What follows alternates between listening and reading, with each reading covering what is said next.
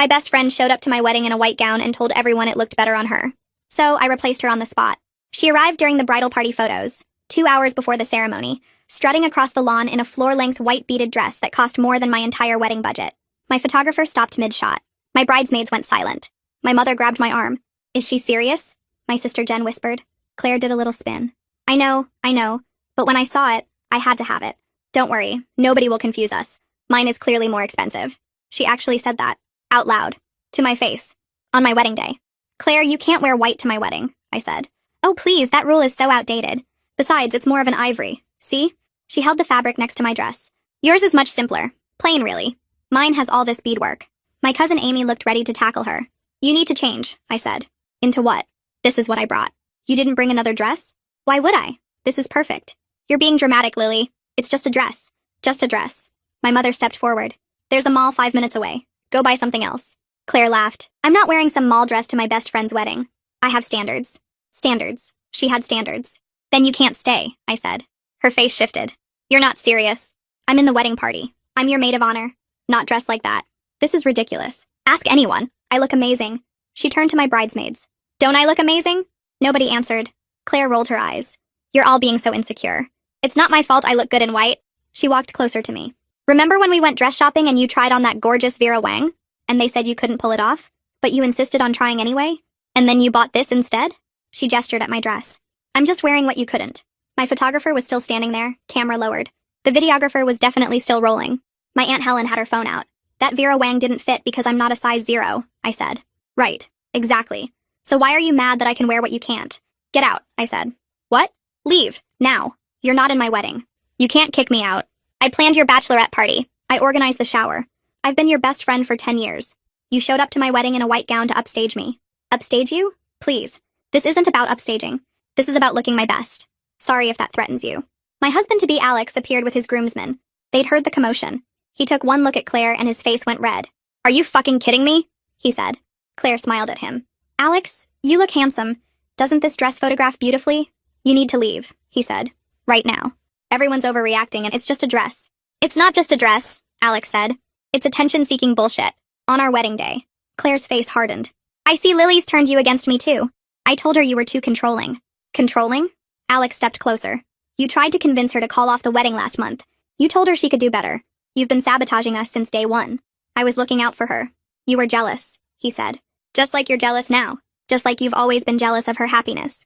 Jealous? Of what? Her department store dress? Her backyard wedding? Her ordinary life? She said ordinary like it was poison. The silence that followed was complete. Even the catering staff setting up nearby had stopped to watch. There it is, I said quietly. What you really think of me. I didn't mean it like that. Yes, you did. You've always thought you were better. Prettier. More sophisticated. More everything. That's not true. You wore a white gown to my wedding, Claire. It's ivory. It's white. And you knew exactly what you were doing. You wanted everyone to look at you, to compare us, to see that you're thinner, richer, whatever story you tell yourself. My dad appeared with my uncle. What's the problem here? Claire's just leaving, I said. I'm not going anywhere. I'm the maid of honor. My name's on everything. The programs, the website, everything. Not anymore, my sister Jen said. She held up her phone. I just posted in the wedding group chat that there's been a change. I'm maid of honor now. Claire stared at her in shock. Her face went white and she looked around at everyone standing there, searching for someone who would back her up or tell me I was being crazy. Nobody said a word. My bridesmaids stood in a tight group with their arms crossed. Alex's groomsmen looked uncomfortable but stayed quiet. The photographer and videographer kept their cameras down. Even the caterers who'd stopped to watch didn't move. The silence stretched out so long it hurt, and I could see Claire starting to understand that her usual tricks weren't going to work this time. She opened her mouth like she wanted to say something, then closed it again. Her hands were shaking a little bit and she kept looking from person to person, waiting for someone to defend her or tell her it was all okay. But everyone just stared back at her with hard faces or looked away. My dad stepped forward and his voice was calm, but there was steel in it when he spoke. He told Claire she needed to get her things and leave the property right now. Claire's voice got higher, and she said she had gifts in the bridal suite, and her purse was locked inside, and how was she supposed to just leave without her stuff? Dad said someone would bring everything to her car, but she needed to go immediately. She tried to argue that she couldn't drive home without her purse and her phone was in there and this was ridiculous. My uncle moved to stand next to Dad and suddenly Claire was facing both of them, and she seemed to realize she wasn't going to win this argument. Her face turned red and her voice got shrill when she demanded to know if we were really going to ruin her reputation over a dress color. She pulled her phone out of some hidden pocket in that white dress and said she was going to post about this treatment on social media, and everyone would see how we were acting. She held the phone up like it was a weapon and said she had followers who would hear about this. Alex stepped closer and told her to go ahead and post whatever she wanted, because everyone here saw what she did and said, and the truth would speak for itself. He said she could spin it however she wanted online, but the 50 people at this venue all witnessed her show up in white and insult me on my wedding day. Claire's hand dropped a little bit and she looked at her phone screen like she wasn't sure anymore. That's when the wedding coordinator appeared from the side entrance of the venue building. Adriana walked over in her professional black dress with her clipboard and her calm face, and she stopped right in front of Claire. She said very quietly that if Claire didn't leave on her own in the next 2 minutes, venue security would escort her out. Claire stared at Adriana like she couldn't believe what she was hearing. She actually laughed and said the venue staff was taking sides now, like this was some kind of joke. But Adriana's face didn't change at all. She just looked at her watch and said Claire now had 1 minute and 45 seconds to walk to the parking lot. Claire looked around one more time and I could see the exact moment she realized she'd actually lost. Her shoulders dropped and she put her phone away and turned toward the parking lot. But she stopped after 2 steps and turned back to look at me. She said I would regret throwing away our friendship over my own insecurity, and that someday I'd realize she was just trying to look her best, and I was the one who made it weird. Her voice cracked a little bit on the last words. I looked right at her and said our friendship ended the moment she wore that dress, and she'd been showing me who she really was for years, but I was too loyal to see it. I told her I finally understood that she never wanted me to be happy if it meant I might outshine her somehow. Claire's eyes got wet, but I didn't feel bad. She turned and started walking across the lawn toward the parking lot, and we all stood there watching her go. Her white dress dragged in the grass and picked up green stains on the bottom. I felt this weird mix of feelings, like relief that she was finally leaving, but also sadness that 10 years of friendship had come to this. Part of me couldn't believe it was really happening. Jen put her arm around my shoulders and squeezed. She said we needed to get me touched up and ready because I was getting married in 90 minutes no matter what drama just happened. She was right, but my hands were still shaking. The photographer came over carefully, like she wasn't sure if she should interrupt. Sloane asked if I wanted her to delete all the photos of Claire from the memory cards. She said she could wipe them completely, so I'd never have to see Claire in the wedding photos. I thought about it for a minute while everyone waited. Then I told her to keep them because someday I would want to remember that I stood up for myself, even though right now I felt like I might throw up. Sloane nodded and said she understood and she'd keep everything. I noticed my bridesmaids, Caitlin and Mila, coming toward me, and they both wrapped me in hugs. Caitlin said Claire's behavior was unforgivable, and she was so proud of me for not backing down. Mila held my hand tight and said she'd wanted to call out Claire's mean girl behavior for years, but didn't want to cause problems in our friend group. She said Claire always made little comments that seemed like jokes but were actually mean, and she would compete over everything. I asked why nobody ever said anything, and Mila looked guilty. She said they all talked about it among themselves but figured I must see it too, and was choosing to stay friends with Claire anyway. Hearing that made me feel stupid for not seeing it sooner. Mom appeared next to us and took my arm gently. She said we should go to the bridal suite so she could fix my makeup that got smudged from angry tears. We walked together across the lawn and into the venue building. The bridal suite was cool and quiet after all the chaos outside. Mom sat me down in front of the mirror and pulled out her makeup bag. While she was touching up my face with powder and fixing my mascara, she told me about a toxic friend she had to cut off before her own wedding. She said this friend was jealous of everything and tried to sabotage the wedding in small ways. Mom said some people just can't handle seeing others happy, and Claire clearly fell into that category. She said it hurt at the time, but looking back, she was glad she removed that negativity from her life. I asked if she ever regretted it, and Mom said never, not even once. There was a knock on the door and Jen came in carrying a shopping bag. She said she personally walked Claire's belongings to her car and watched her drive away. Jen mentioned that Claire was crying and saying she didn't mean it, and this was all a misunderstanding. But Jen told her that actions have consequences, and she needed to leave us alone today. Jen said Claire tried to hug her and apologize, but Jen stepped back and just pointed to the car. She watched until Claire's car left the parking lot and turned onto the main road. I asked if Claire said anything else, and Jen shook her head.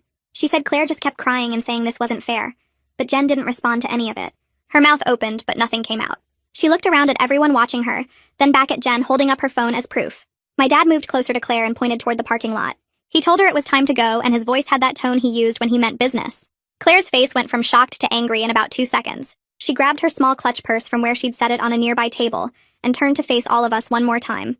She said we would all regret this and that she was the best thing that ever happened to me. Nobody responded. Claire spun around and started walking toward the parking lot, her white dress dragging through the grass. The bottom picked up dirt and green stains. I watched her go and felt this weird mix of relief and sadness hitting me at the same time. 10 years of friendship was ending right there on my wedding day. Jen squeezed my shoulder and said we needed to get me back to the bridal suite for touch-ups. Mom agreed and took my other arm. We walked together across the lawn toward the venue building. Behind us, I heard my uncle telling the photographer to take a break, and the caterers to continue setting up. Inside the bridal suite, Mom sat me down in front of the mirror and pulled out her makeup kit. My mascara had smudged a little from angry tears. She dabbed at it gently with a cotton pad while Jen paced behind us on her phone. Jen said she was texting the other bridesmaids to let them know what happened, and to make sure everyone knew the ceremony timeline hadn't changed. Caitlin and Mila came in a few minutes later. They both hugged me and said Claire's behavior was awful. Mila held my hand and admitted she'd wanted to call out Claire's mean comments for years, but didn't want to cause problems. She said Claire always made little jokes that were actually mean and competed over everything. I asked why nobody ever told me, and Mila looked guilty. She explained that they all talked about it among themselves but figured I must see it too, and was choosing to stay friends anyway. That made me feel stupid for not noticing sooner. Mom finished fixing my makeup and stepped back to look at me. She said I looked beautiful, and that Claire's negativity was gone now. There was a soft knock on the door and Jen went to answer it. Alex stood there in his tux looking worried. He asked if he could see me for just a minute. I stood up and walked over to him. He pulled me into a hug right there in the doorway. His arms wrapped around me tight, and he said he was sorry for not seeing how toxic Claire was sooner. He told me he should have pushed harder last month when she tried to talk me out of marrying him. I hugged him back and felt some of the tension leave my body. When we pulled apart, I told him about the Vera Wang dress comment. I explained how Claire had been making subtle digs about my body and my choices for our entire friendship. Alex's jaw tightened and his face got that angry look. He was quiet for a few seconds. Then he said he was glad she was gone because I deserved friends who celebrated me instead of competing with me. He kissed my forehead and told me he'd see me at the altar. Jen closed the door after he left and I sat back down. Mom handed me a bottle of water and told me to drink some. The wedding coordinator, Adriana, knocked and came in holding her clipboard. She said we were back on schedule and asked if we wanted to adjust anything in the ceremony since the maid of honor changed. Jen spoke up immediately and said she knew all of Claire's parts because she'd helped plan them. She promised she was ready to step in so smoothly that guests wouldn't even notice the switch. Adriana made some notes and said that sounded perfect. She told us we had about 40 minutes until the ceremony started and left to check on other details. Everyone else filtered out too, saying they needed to get to their places. I asked for a few minutes alone, and they all nodded and left. The bridal suite got quiet. I stood up and walked to the full-length mirror in the corner. My dress looked beautiful. My hair and makeup were perfect. I looked at my reflection and reminded myself that this was my wedding day. I was marrying the person I loved. The Claire drama was awful, but it didn't get to ruin the most important day of my life. I took some deep breaths and felt myself getting calmer. There was another knock and Amy came in. She said several guests saw the confrontation and were asking what happened with Claire. People were confused about why the maid of honor wasn't around. I thought about it for a minute. Then I decided we should have Jen make a brief announcement before the ceremony started. Something vague but honest about a change in the wedding party due to personal reasons. Amy agreed and said she'd tell Jen. She hugged me and said she was proud of me for standing up to Claire. Then she left to find Jen. I checked my phone and saw some texts from friends asking if everything was okay. I sent a quick group message saying there was a small issue but everything was fine and I'd explain later. Mom came back in with Jen and my bridesmaids. It was almost time. We lined up in the hallway outside and I could hear music starting.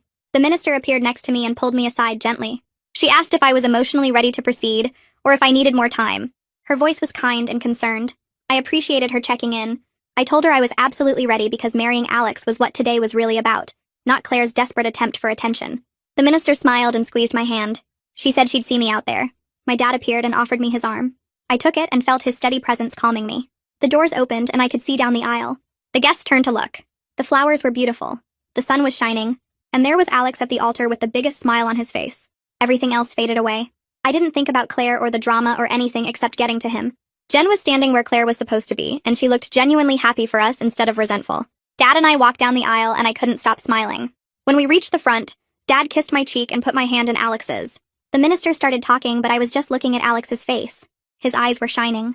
During the vows, I felt this overwhelming gratitude that I'd stood up for myself earlier. Now I could be fully present for these promises we were making. Alex's voice cracked with emotion when he said his vows. He promised to always support me and protect our happiness.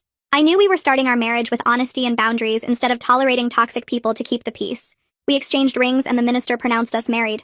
Alex kissed me and everyone clapped. We walked back down the aisle together as husband and wife.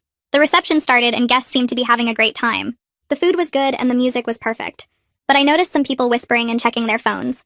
I thought maybe they were just taking photos. Then Mila came over and quietly showed me her phone. Claire had posted on social media. The post claimed she was uninvited from my wedding for looking too good. She called me an insecure bridezilla who couldn't handle having a beautiful friend. My stomach dropped. I showed Alex and he read it carefully. My first instinct was panic about what people would think. But Alex reminded me that everyone at our wedding saw what actually happened. He said we should ignore it for now and enjoy our reception. We could deal with Claire's lies tomorrow if we needed to. He was right. I put my phone away and focused on dancing with him. Dinner service started and guests moved to their tables under the white tent.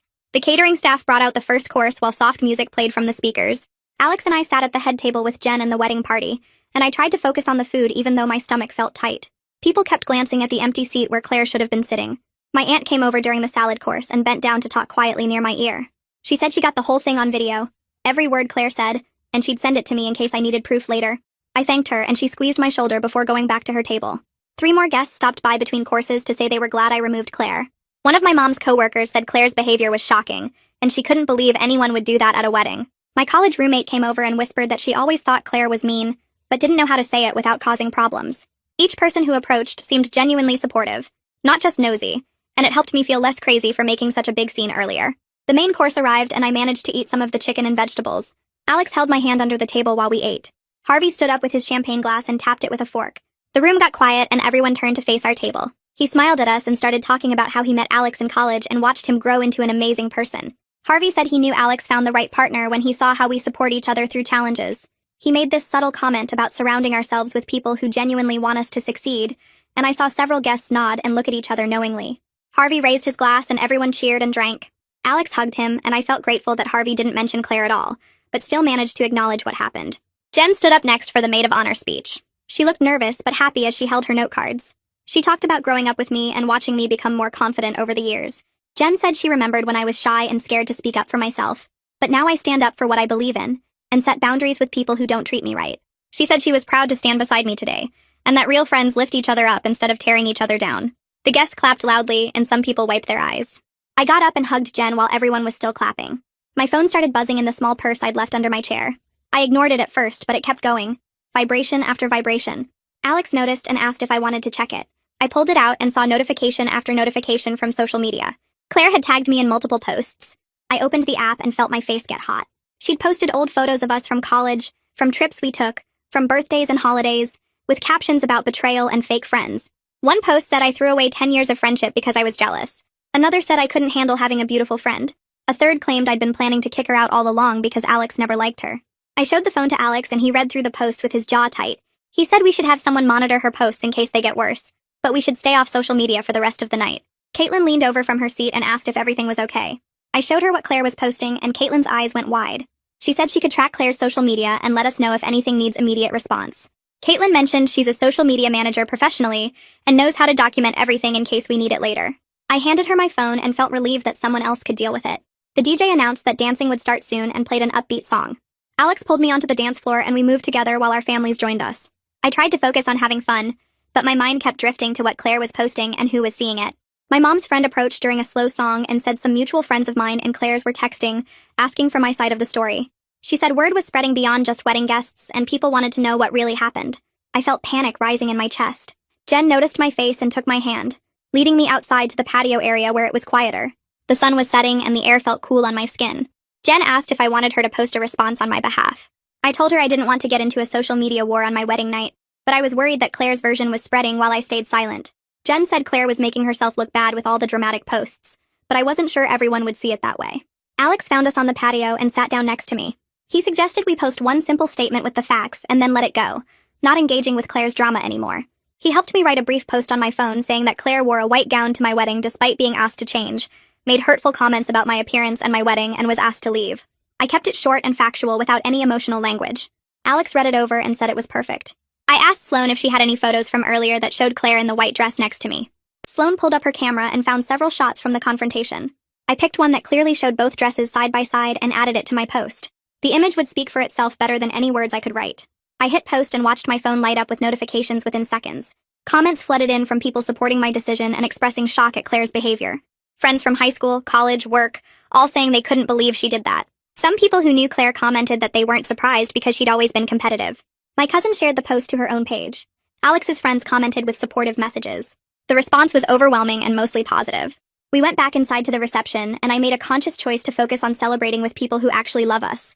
The DJ played our favorite songs and we danced with our families and friends. We cut the cake and everyone cheered when Alex smashed a piece into my face playfully. I danced with my dad during the father-daughter dance and tried not to think about the friendship I just lost. Dad held me close and said he was proud of me for standing up to Claire. The night continued with more dancing and laughing and celebrating, and I felt lighter knowing I'd told the truth publicly. People kept coming up to hug me and say supportive things. The photographer captured moments of genuine joy and happiness. Alex spun me around on the dance floor, and I felt grateful for everyone who showed up to support us today.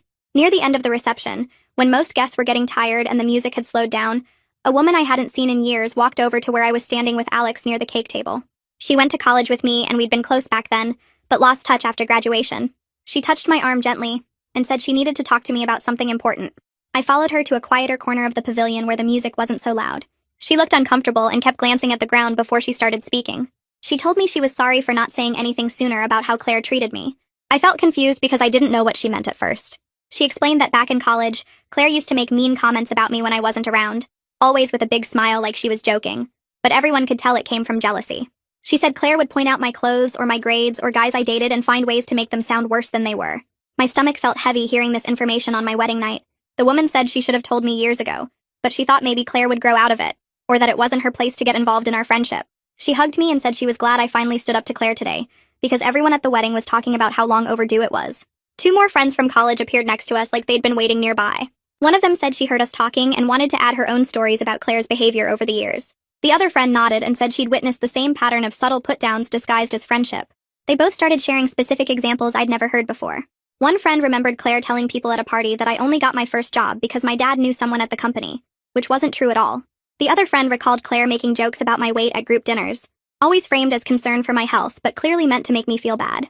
They talked about how Claire would compete over everything from test scores to boyfriend quality to vacation destinations. I felt hurt learning that this had been going on behind my back for so long, but I also felt relieved knowing I wasn't imagining the toxicity in our friendship. These friends admitted they should have said something years ago instead of staying silent to avoid drama. I thanked them for finally telling me the truth even though it stung to hear. They hugged me and congratulated me on my marriage and said they hoped I'd stay in touch now that Claire wasn't controlling who I spent time with. The DJ announced the last song of the night and everyone gathered outside for the sparkler send-off. Staff members handed out long sparklers to all the guests and lit them as Alex and I stood at the top of the pavilion steps. The sparklers made bright white light in the darkness, and everyone cheered as we walked down between the 2 lines of people holding them. I felt the heat from the sparklers as we passed and smelled the sharp smoke they created. We reached Alex's car at the end of the walkway and turned to wave at everyone before getting inside. The drive to the hotel near the airport took about 20 minutes and neither of us said much at first. Then everything that happened today hit me all at once and I started crying. Not pretty crying either, but big ugly sobs that made my whole body shake. Alex pulled into the hotel parking lot and turned off the car but didn't move to get out. He just sat there and let me cry without trying to make me stop or tell me everything was fine. We eventually went inside and up to our room on the 3rd floor. Alex helped me out of my wedding dress, which took forever because of all the tiny buttons down the back. I put on the comfortable pajamas I'd packed and sat on the edge of the bed still crying. Alex sat next to me and put his arm around my shoulders. He said I was allowed to feel sad about losing my best friend, even though Claire was toxic and treated me badly. He reminded me that I did the right thing by setting boundaries, and that real friends don't show up to your wedding in a white dress to make themselves look better than you. He said real friends don't make mean comments about your body or your choices, or try to convince you to call off your wedding. I leaned against him and felt grateful that he understood I could be happy about marrying him, and sad about Claire at the same time. He didn't try to rush me through the feelings or tell me to get over it. He just held me and let me process everything that happened. After I stopped crying, I picked up my phone from the nightstand to check it one last time before bed. My post about Claire had hundreds of comments now, way more than I expected. I scrolled through them and saw messages from people I knew in high school, college, work, and even some of Alex's friends and family. Most comments were supportive and said I did the right thing by asking Claire to leave. Several people who knew Claire personally said they weren't surprised by her behavior because she'd always been competitive and mean. A few mutual friends had commented that they'd unfollowed or blocked Claire after seeing what she did. Some people sent me private messages sharing their own stories about Claire's toxic behavior over the years. One girl from high school told me Claire used to spread rumors about her. Another woman said Claire tried to steal her boyfriend at a party. The messages kept coming and I couldn't stop reading them even though I was exhausted. Alex finally took the phone from my hands and plugged it in across the room so I wouldn't be tempted to keep checking it. We turned off the lights and got into bed. I fell asleep quickly from being so tired and emotionally drained. The next morning we woke up early to catch our flight to Hawaii. I felt nervous about the honeymoon because I kept thinking about Claire and wondering what she was posting now. At the airport, I pulled out my phone while Alex was getting coffee and scrolled through social media. Caitlin had sent me a text saying she was monitoring everything and would only contact me if something urgent happened. She told me to put my phone away and enjoy my honeymoon without worrying about Claire's drama. I texted back thanking her and promising to try. On the plane, I turned my phone to airplane mode and made a decision to stop checking social media for the next week. Alex squeezed my hand during takeoff and said he was proud of me for choosing to focus on us instead of Claire. The flight was long but comfortable and I managed to sleep for a few hours. When we landed in Hawaii, the warm air and sunshine felt amazing after the stress of yesterday. We took a taxi to our resort and checked into our room overlooking the ocean. The view was beautiful with palm trees and blue water stretching out forever. I felt myself starting to relax for the first time since the wedding drama started. The first few days of the honeymoon were great. We spent time at the beach, went snorkeling, ate at nice restaurants, and explored the island, but I kept thinking about Claire when I should have been enjoying myself. I'd check my phone when Alex went to the bathroom or when he was in the shower. I'd scroll through the comments on my post and read the messages people were sending me.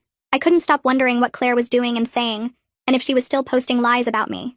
On the 3rd day, Alex noticed me looking at my phone under the beach towel. He sat up in his beach chair and suggested we talk about it instead of letting it eat at me all week. That evening, we stayed in our room instead of going out to dinner. We ordered room service and sat on the balcony watching the sunset while I told him everything I'd been thinking and feeling. I admitted I couldn't stop checking my phone even though I knew I should let it go. He listened without judging me and said it made sense that I was still processing everything that happened. I told Alex I felt guilty for ruining Claire's reputation, even though she brought it on herself with her behavior.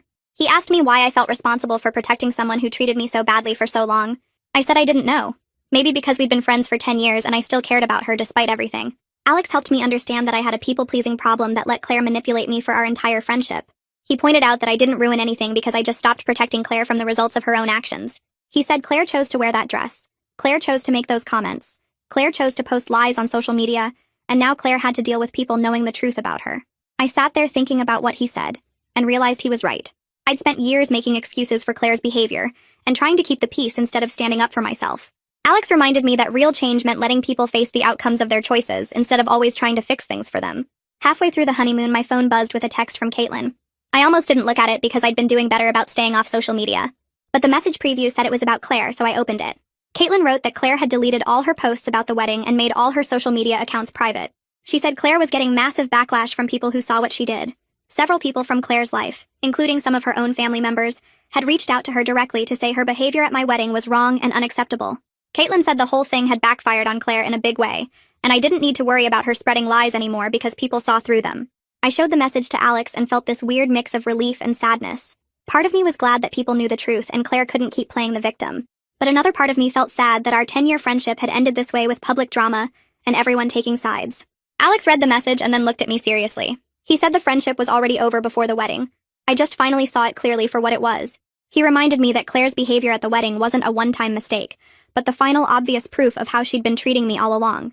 He said I'd been grieving the loss of this friendship for a while without realizing it. Every time Claire made a mean comment or tried to compete with me or undermined my relationship with him, the wedding just made it impossible to ignore anymore. I knew he was right, but it still hurt thinking about all those years of friendship that turned out to be fake. We sat on the balcony for a long time, not saying anything, just watching the ocean and holding hands.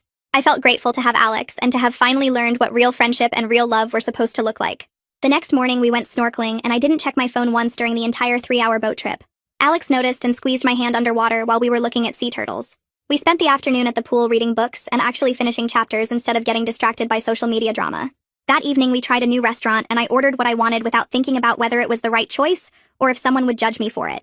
Walking back to our room along the beach, I realized how much lighter I felt without constantly worrying about Claire's opinion on everything. For 10 years, I'd been managing her feelings and walking on eggshells around her criticism disguised as concern. I'd spent so much energy trying to make her happy, or at least keep her from being mean, that I forgot what it felt like to just exist without that pressure.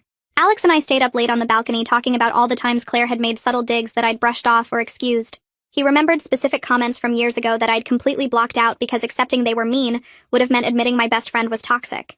We made plans for what we wanted to do when we got home, and I didn't have to factor in Claire's schedule or mood, or whether she'd approve of our choices. The freedom felt almost strange after so long. On our last day in Hawaii, I sat on the beach with the journal I'd brought and started writing everything down. I wrote about recognizing red flags in friendships, like when someone constantly competes with you or makes you feel bad about your happiness. I wrote about trusting my instincts when someone's words don't match their actions, like how Claire always said she supported me, but then tried to talk me out of marrying Alex. I filled pages with thoughts about choosing people who genuinely celebrate your success, instead of resenting it or trying to diminish it. I wrote about the difference between friends who lift you up and friends who keep you small so they can feel bigger. Looking back at our friendship with clear eyes, I could see the pattern of Claire's jealousy whenever something good happened to me. Every promotion, every relationship milestone, every achievement came with her subtle put-downs or her own competing announcement. I wrote about learning to value myself enough to walk away from people who don't value me, even if we have history together. The journal entry got long and emotional, but writing it all out helped me process everything that happened and understand why it needed to happen. We flew home the next day and landed late at night, both of us exhausted from traveling. Alex carried our bags up to the apartment door and stopped. A huge flower arrangement sat on our doorstep, easily 3 feet tall with white lilies and roses and greenery. I picked up the card while Alex unlocked the door. The note was from Claire's parents, and I read it twice to make sure I understood correctly. They wrote that they were horrified when they heard what Claire did at our wedding. They said they raised her better than that, and they completely understood if I never wanted to speak to her again. The apology felt genuine and sad, like they were embarrassed by their daughter's behavior. They mentioned that they'd tried to teach her to be happy for others, but somewhere along the way she'd become bitter and competitive. I showed the card to Alex, and he said it was nice of them to reach out, but it didn't change what Claire did. We brought the flowers inside and I put them on the kitchen table, feeling this weird mix of validation that even her own parents recognized how wrong she was, and sadness that our friendship had ended so badly that her parents felt the need to apologize for her. The next morning, my mom called while I was unpacking and asked how the honeymoon was. I told her it was amazing and exactly what we needed after all the wedding drama. She said she was glad because things had gotten interesting while we were gone. Several mutual friends had reached out to her expressing support and sharing that they'd had similar issues with Claire over the years. Mom listed off names of people I'd known for years who apparently had Claire stories they'd never told me. One friend said Claire had made mean comments about her weight at every gathering. Another said Claire always had to one-up any good news with something better happening to her. Someone else mentioned that Claire talked badly about people behind their backs while acting sweet to their faces.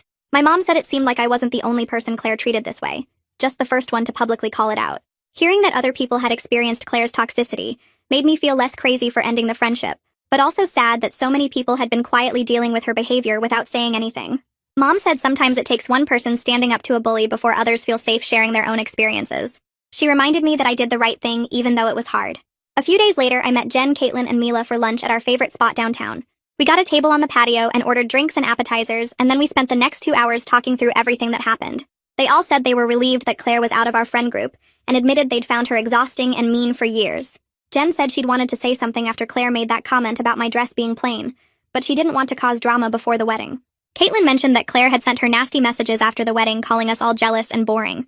Mila said Claire used to make subtle digs about everyone in the group and then act like she was joking if anyone got upset. They all agreed that our friend group felt lighter and more genuine without Claire's constant negativity and competition. We talked about how we'd all been walking on eggshells around her for so long that we forgot friendship wasn't supposed to feel like that. They apologized for not speaking up sooner about Claire's behavior, and I told them I understood because I'd been making excuses for her longer than anyone. We made plans to get together more often now that we didn't have to navigate Claire's moods and drama. Caitlin pulled out her phone during lunch and showed me screenshots she'd saved of Claire's deleted posts from right after the wedding. She'd captured everything before Claire took it down, including the post claiming I was a bridezilla, and the comments where Claire said I was jealous of her looks. Caitlin said she saved them in case I ever needed proof of what really happened, especially since Claire was spinning a different story. We talked about whether I should block Claire on everything or leave communication open. Part of me wanted to leave it open in case she genuinely apologized, but the bigger part of me knew that Claire would just try to manipulate her way back into my life like she'd done before. Mila pointed out that Claire had already shown she'd lie on social media and trash me publicly, so why give her access to keep doing that? Jen said blocking her would protect my peace and send a clear message that the friendship was over. I pulled out my phone right there at lunch and blocked Claire on every platform while my friends watched. It felt final and sad, but also necessary. I didn't trust her not to keep trying to worm her way back in with fake apologies and manipulation tactics that had worked on me for years. About a week after we got back from Hawaii, I was making breakfast when my phone dinged with an email notification. I checked it and saw Claire's name in my inbox. My stomach dropped even though I'd blocked her everywhere else and somehow forgot about email. The message was long, maybe 4 or 5 paragraphs, and started with an apology. She said she was sorry for wearing the white dress and for the comments she made. She wrote that she'd been going through a hard time and took it out on me, which wasn't fair. She said she missed our friendship and wanted to meet for coffee to talk things through. Reading it, I felt that familiar pull to give her another chance. 10 years of friendship doesn't just disappear, and part of me wanted to believe she was genuinely sorry. She sounded sad and regretful in the email, and my people-pleasing instinct kicked in telling me I should at least hear her out. I read the email 3 more times trying to figure out if it was real or just more manipulation. I showed the email to Alex when he got home from work and asked what he thought I should do. He read it carefully, and then pointed out that Claire's apology focused mostly on her feelings and her excuses, rather than taking real responsibility for her actions.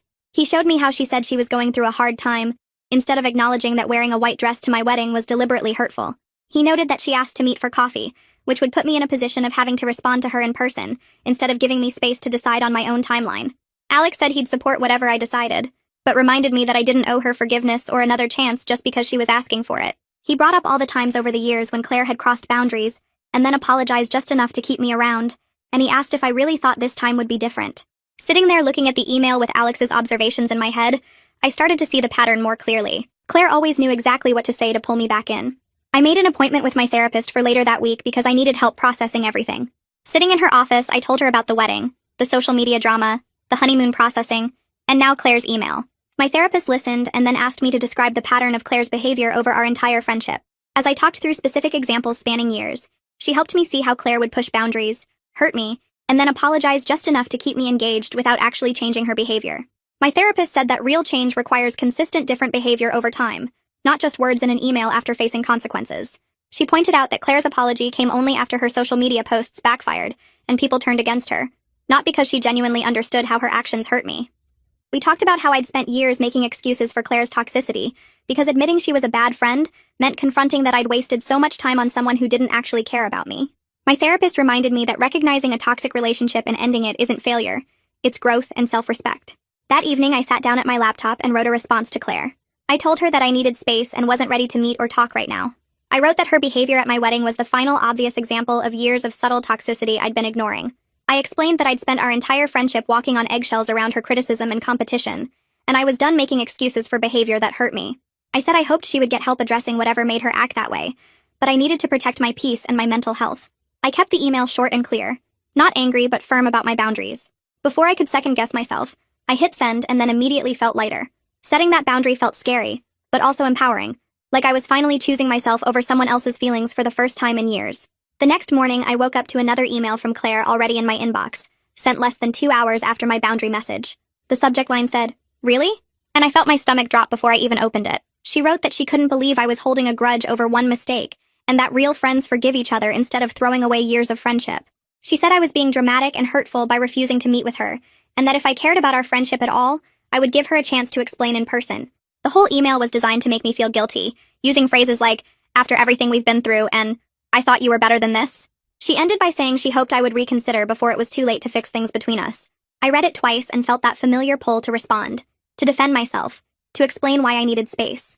Then I remembered what my therapist said about Claire's pattern of apologizing just enough to keep me around without actually changing. This email proved she hadn't learned anything from the wedding disaster, or from losing friends over her social media posts. She still thought she could manipulate me into giving her another chance by making me feel like the bad guy for setting boundaries. I clicked the block button on her email address and then blocked her phone number too. It felt scary, but also freeing, like I was finally protecting myself instead of protecting her feelings. Over the next month, I made a real effort to spend more time with Jen, Caitlin, and Mila, the friends who had supported me through the wedding drama and its aftermath. We met for coffee, went to movies, had dinner at each other's apartments. I was surprised by how easy and fun these hangouts felt, compared to the constant tension of being around Claire. Nobody criticized my outfit choices or made comments about my weight. Nobody turned every conversation into a competition about who had the better job or nicer apartment or more exciting plans. We just talked and laughed and supported each other like actual friends. Caitlin told me about her work stress and I listened without judging. Mila shared that she was thinking about breaking up with her boyfriend, and we all gave honest advice without making it about ourselves. Jen and I spent a Saturday organizing my apartment, and she didn't once suggest that I should buy nicer furniture or move to a better neighborhood. It hit me how much energy I'd been spending for years trying to manage Claire's reactions and avoid her criticism. One afternoon, Amy called and told me that Claire had reached out to her trying to get information about me. Claire apparently sent a long message saying she was worried about me and asking if Amy would talk to me about giving Claire another chance. Amy shut it down immediately and told Claire that what she did at my wedding was unforgivable and that she needed to respect my boundaries and leave me alone. Amy said Claire tried to argue that it was all a misunderstanding, but Amy told her that everyone saw exactly what happened and no amount of explaining would change it. Hearing that Amy had my back like that made me feel protected and supported by my family in a way I hadn't expected. It also made me realize that Claire was still trying to find ways around my boundaries instead of accepting them. I started noticing small changes in how I felt day to day, without Claire's constant presence in my life. When I posted photos on social media of Alex and me at a restaurant, I didn't feel anxious waiting for Claire to comment something backhanded about the food or the place. When I shared that I got a small promotion at work, I didn't brace myself for Claire to mention her own bigger promotion or question whether my new role was really that impressive. When I bought a new dress I actually liked, I didn't hear her voice in my head criticizing the fit or the price or suggesting something better. Simple things like sharing good news or making choices felt lighter without worrying about Claire's judgment or her need to one-up everything. I hadn't realized how much space her toxicity had been taking up in my brain until it was gone. 3 months after the wedding, I got a message from a girl named Sarah who I'd met a few times through mutual friends but didn't know well. She said she needed to tell me something and asked if we could talk on the phone. When I called her, Sarah explained that she'd been friends with Claire for about a year and had started noticing weird behavior. She said Claire had been talking badly about me to anyone who would listen, claiming I was mean and cruel for kicking her out of my wedding over a dress color. Claire was telling people I'd always been jealous of her, and that I couldn't handle her looking better than me. Sarah said she'd believed Claire's version at first because she didn't know me well, but then she started seeing a pattern. Claire would trash talk other friends behind their backs, always positioning herself as the victim of everyone else's jealousy or insecurity. Sarah realized that Claire's stories never quite added up, and that she seemed to have drama with almost everyone in her life. After seeing my social media posts about what actually happened at the wedding and talking to other people who knew both of us, Sarah decided to distance herself from Claire. She wanted to warn me that Claire was still spreading lies and to thank me for being honest about the situation. My first reaction was feeling upset and angry that Claire was out there lying about me to people. I told Alex about Sarah's call and he could see I was getting worked up about it. He reminded me that anyone who actually knows me won't believe Claire's version of events, and anyone who does believe her without asking for my side isn't someone I need in my life anyway. He pointed out that the truth already came out publicly with photos and witness accounts, and I didn't need to keep defending myself to every person Claire complained to. He said that Claire making herself look bad by constantly trash-talking me just proved to more people that she was the problem, not me. That perspective helped me let go of the need to control Claire's narrative or correct every lie she told. Thanksgiving rolled around, and I felt genuine relief that I didn't have to deal with Claire being at any of our friend group celebrations.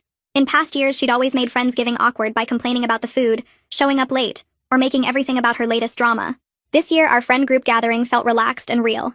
Everyone brought dishes they actually wanted to make instead of trying to impress Claire. We played games and told stories, and nobody had to walk on eggshells.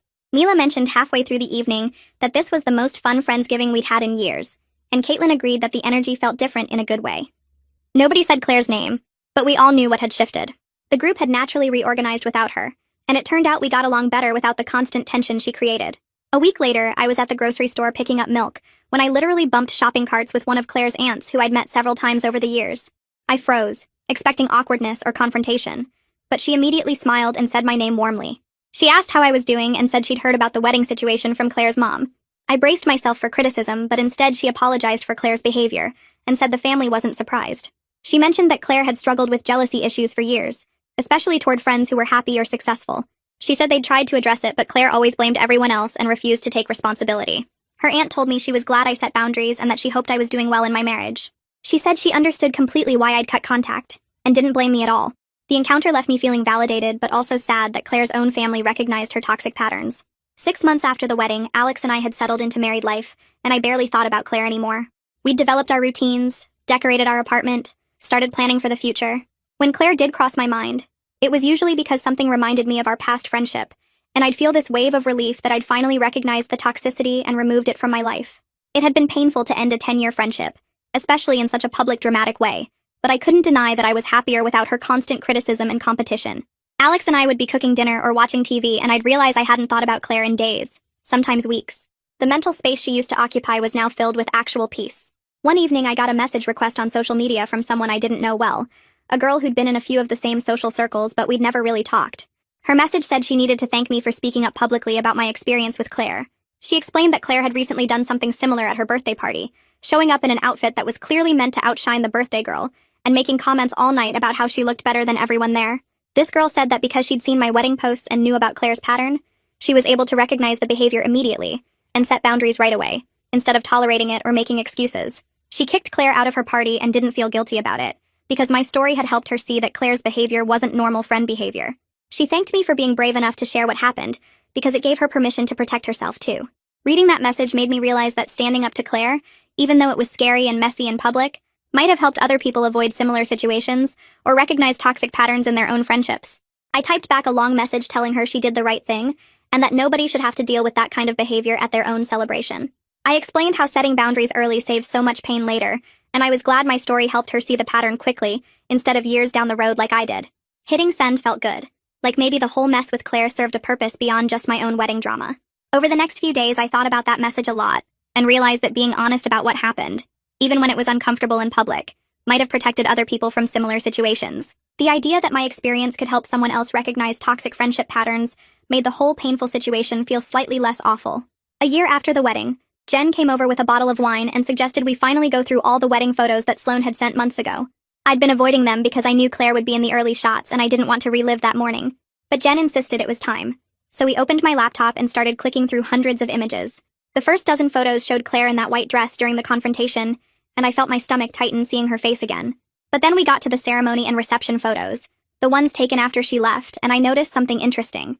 Everyone looked so much more relaxed and genuinely happy in those later shots. My bridesmaids were laughing without that tight, stressed look they'd had earlier.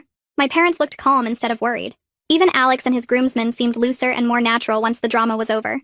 Sloane had captured real joy instead of people trying to ignore tension, and the difference was obvious when you looked at the photos side by side. I've learned that real friendship doesn't come with constant competition or subtle comments disguised as jokes. The people around me now celebrate when good things happen, instead of finding ways to make it about themselves. Caitlin texts me funny memes without comparing our lives. Mila shares her accomplishments without putting mine down. Jen supports my decisions without questioning whether I'm making mistakes.